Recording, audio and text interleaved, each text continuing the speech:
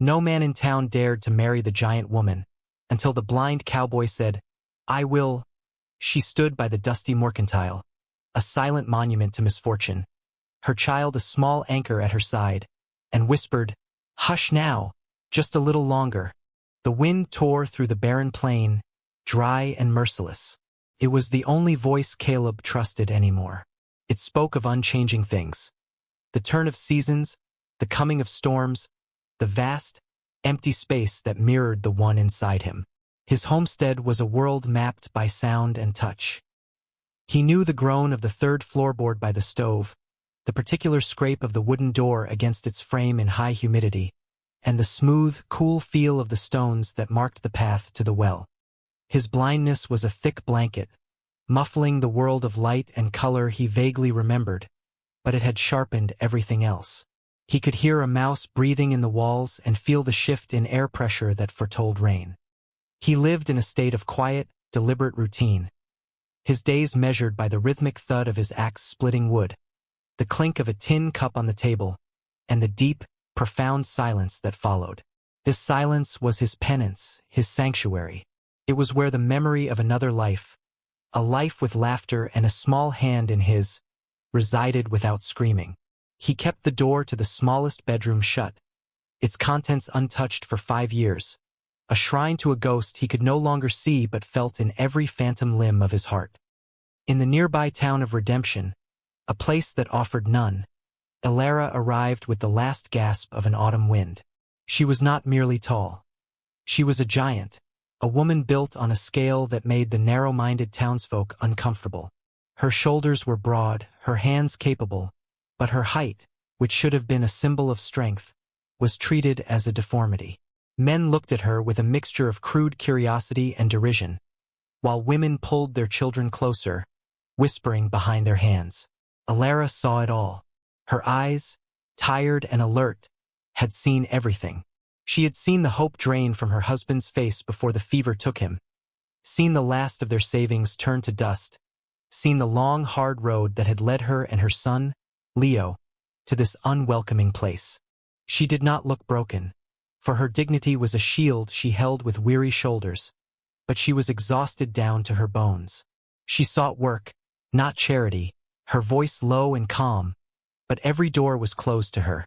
Her size was an affront, an unspoken accusation of being too much, of taking up too much space in a world that had so little to give.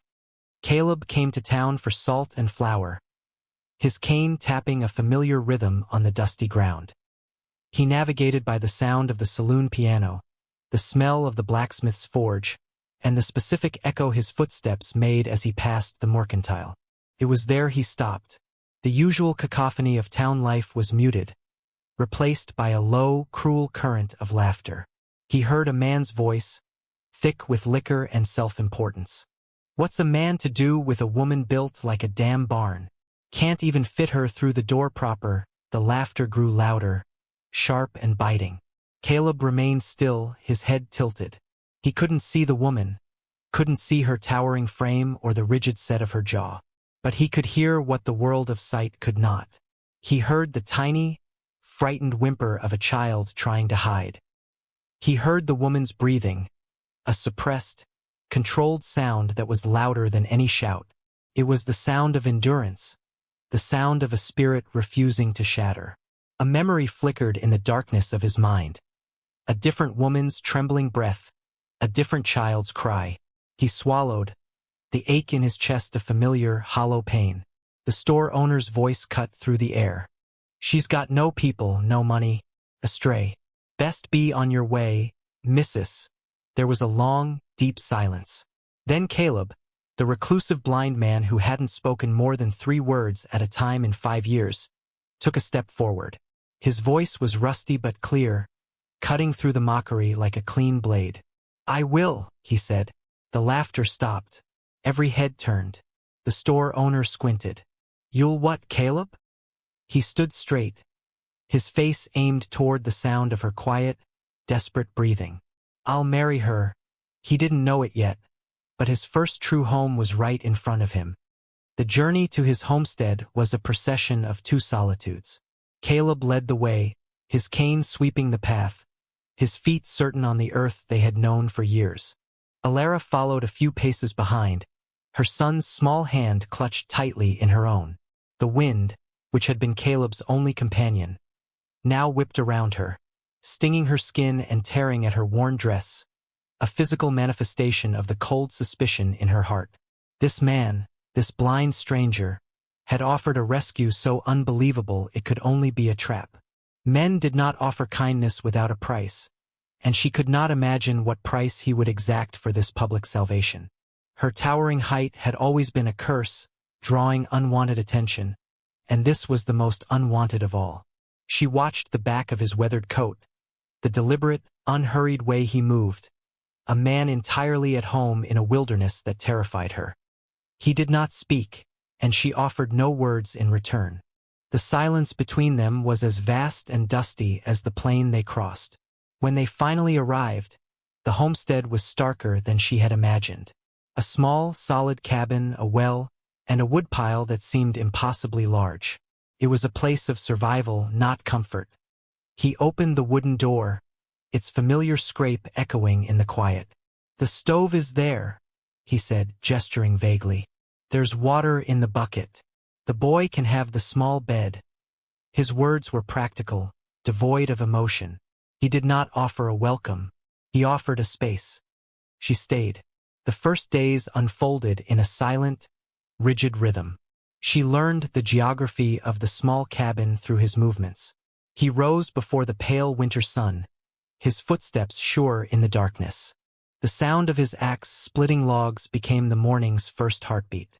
She tended the fire, cooked meager meals from his stores, and kept Leo quiet.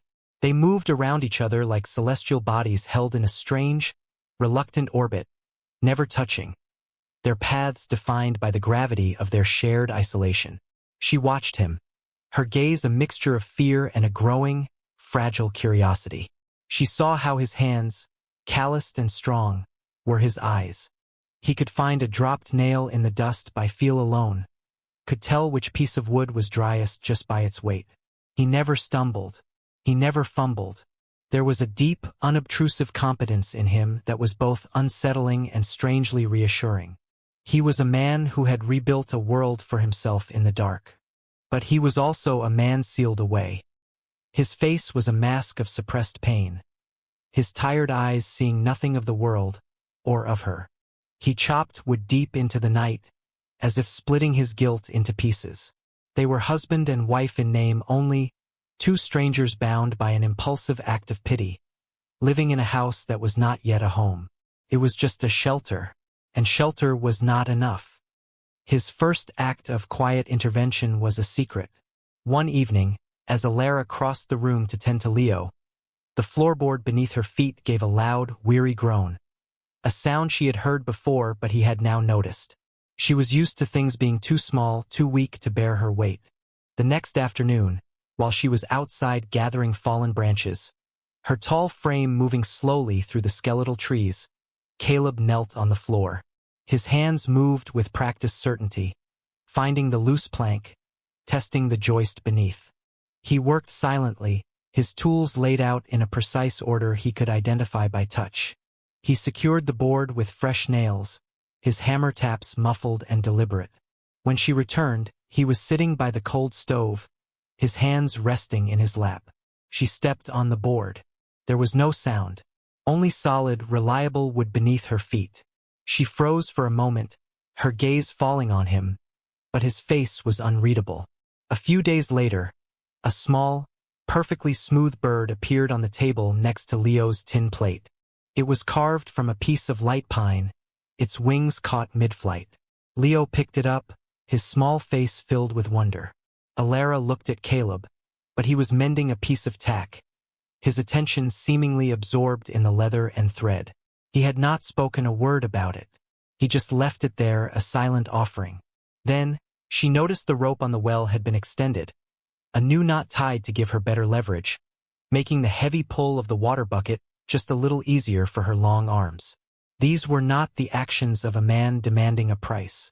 They were small, unobtrusive gestures of care, like stones dropped into the silent pool of her fear. A misunderstanding began to clear.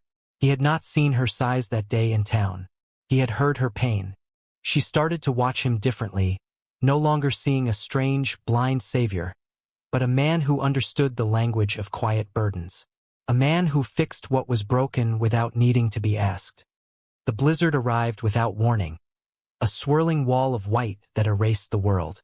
The wind, once a familiar voice, became a relentless howl, shrieking around the corners of the cabin and rattling the single window. Drifts of snow piled up against the wooden door, sealing them inside. For 3 days, the small cabin was their entire universe, a tiny island of warmth in a sea of biting wind and cracking ice. The dusty vastness outside was gone, replaced by an suffocating intimacy. On the second night, Leo began to cough, a dry, ragged sound that tore at the fragile peace. By morning, he was burning with fever, his small body trembling under the thin blanket. Alara was frantic, her sighs feeling clumsy and useless in the face of her son's illness. She paced the small space, her shadow looming large and helpless in the smoky lamplight. Caleb, however, remained calm. The darkness of the storm was no different from his own. He rose from his chair and moved with that same deliberate certainty she had come to recognize. "There are herbs," he said, his voice a low anchor in her panic. In the tin box on the high shelf, she had to get it for him, her height finally a utility. Her trembling hands brought it down. He opened it, his fingers sorting through the dried leaves and roots by touch and smell alone. "Yarrow for the fever, mullein for the cough," he instructed her, his voice patient. "Boil them in water. We'll make a poultice." They worked together through the long, dark day. Her eyes became his, describing the color of the tea, the thickness of the paste. His hands became hers, showing her how to fold the cloth, how to test the heat against his own skin before placing it on the boy's chest. The rigid silence that had defined their existence shattered. It was replaced by whispered questions, quiet instructions, and shared, anxious breaths. He sat by the child's bed, listening to his breathing, a human barometer tracking the course of the fever. She watched him, this man who navigated sickness and storms with a quiet, reliable strength. In the heart of the blizzard, trapped and afraid, they ceased to be two strangers. They became a vigil. When the storm finally broke, leaving behind a world draped in blinding white, their supplies were dangerously low. The trip to town was unavoidable. This time, they went together, not as a strange, silent procession, but as a unit forged by shared crisis. He rode his steady mare, and she walked alongside, her long strides easily keeping pace. The town of redemption was slowly digging itself out, its usual cruelty muted by the shared hardship of the snow. But the quiet did not last. As they approached the mercantile, a figure blocked their path.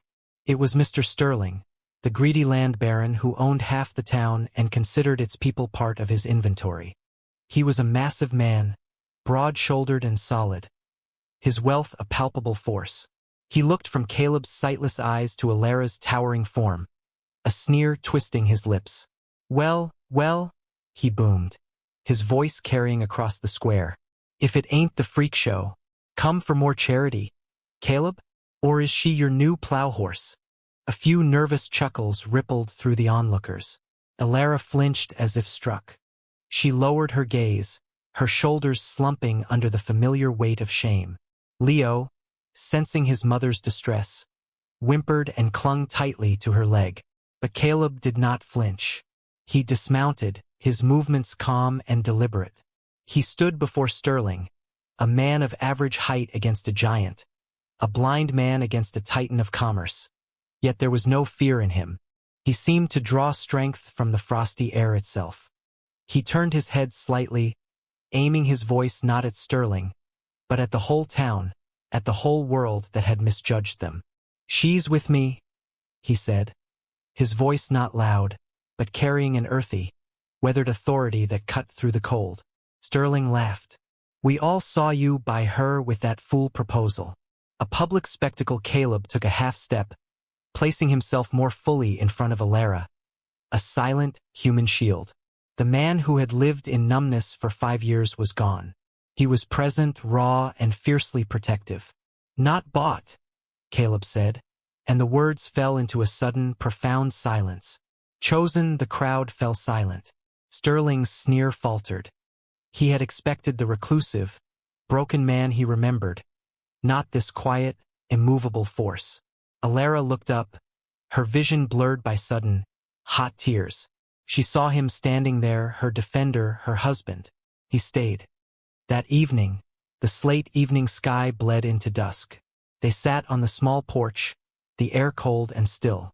The wind that had howled with such fury just days before was now a gentle whisper through the dry grass.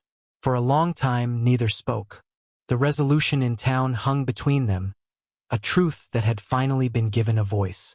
It was Alara who broke the silence, her own voice unsteady, soft.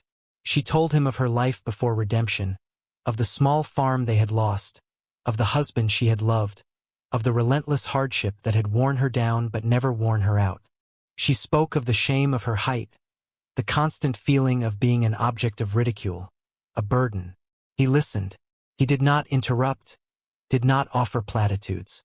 He just sat beside her in the growing darkness, his presence a deep, resonant affirmation.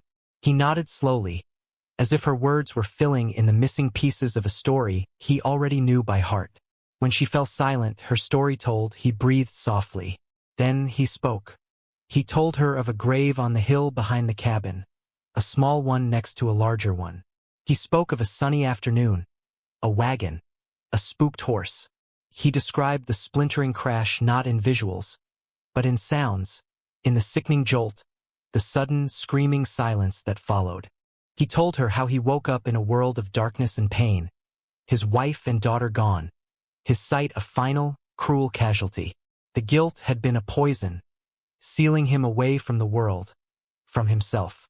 He had believed he deserved the silence, the numbness. It was a confession offered into the quiet dark, a raw and trembling truth. As his voice faded, Alara moved her hand, slowly, cautiously, and placed it on his arm. It was a simple, tender gesture, her skin on his. It was not a gesture of pity, but of shared, profound understanding. In that touch, the last wall between them crumbled into dust. They were no longer alone. Spring arrived as a promise kept. The biting wind gentled, carrying the scent of damp earth and new life. The cracking ice on the creek gave way to a soft murmur. On the homestead, something else was thawing. The stark outline of the cabin softened, surrounded now by the hopeful green of a small garden Alara had planted. The rhythm of their days, once a march of silent survival, had found a new cadence, a harmony of shared work and growing affection. Her great height, once a source of shame, was now a simple fact of their life together. She could reach the highest apples on the wild tree, her long arms making the work easy. His steady, knowing hands, once only tools for his own solitary existence, now worked for them. He mended the roof, his movements sure and certain as she guided him from below. He repaired Leo's worn-down shoes, the small taps of his hammer a cheerful, domestic sound. The house, once a mere shelter, began to feel like a home. It filled with sounds that had been absent for years. The low hum of Alara's voice as she sang to her son, the boy's bright laughter as Caleb taught him to identify the birds in the cottonwood tree by their song alone. "That's the finch," Caleb would say, his head tilted. "He sings like he's in a hurry," and Leo would laugh, a sound that mended the broken pieces of Caleb's past. He found he could see again, not with his eyes, but through her descriptions of the sunset, through the feel of the boy's hair beneath his hand, through the simple, reliable warmth of her presence beside him. He was no longer a man living in the dark. He was a man living in a world illuminated by trust. If the story touched you, like warm light in a cold night, then carry it with you. There is a quiet courage in the world that often goes unseen, a strength that is mistaken for a flaw, a love that grows where no one is looking.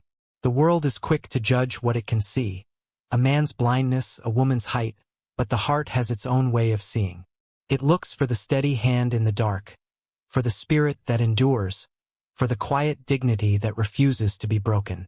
It finds its home not in perfection, but in the shared landscape of two imperfect souls who, together, become whole. Caleb's blindness was not a weakness. It was what allowed him to hear the truth of Alara's heart above the jeers of the crowd. Her stature was not a curse. It was a testament to the sheer, unshakable strength of her spirit. They were outcasts who, in finding each other, found the entire world. They built a life not in spite of what the world saw as their brokenness, but because of it.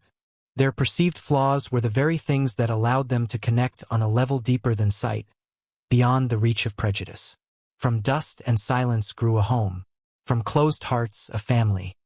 In the long, gentle evenings of that first summer, Caleb worked on a final project. He had been carving it for weeks, the rasp of his tools a soft, contented sound. It was a rocking chair, made of sturdy, weathered oak. He built it to a scale the world would have called monstrous, but he called it perfect. It was broad and deep, strong enough to hold her without a single creak of protest.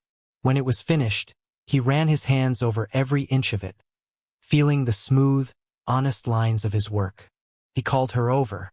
She came and stood before it, her hand flying to her mouth. She sat down, and the chair held her. A perfect fit, a silent declaration that she belonged, that she was not too much. She pulled a sleepy Leo into her lap, and the chair rocked them both with a gentle, steady rhythm. An open window let in the scent of night-blooming flowers from her garden. Caleb came and stood beside her, placing his hand on her shoulder, feeling the warmth of her through the thin fabric of her dress. He did not need to see her smile. He could feel it. "Stay here," he whispered, a request that was also a prayer. She leaned her head back against his hand and replied, her voice full of a peace she had never known. "Always will see you again, where silence means home." Subscribe to our channel for more stories full of silence, courage, and genuine closeness. And tell us what moved you the most.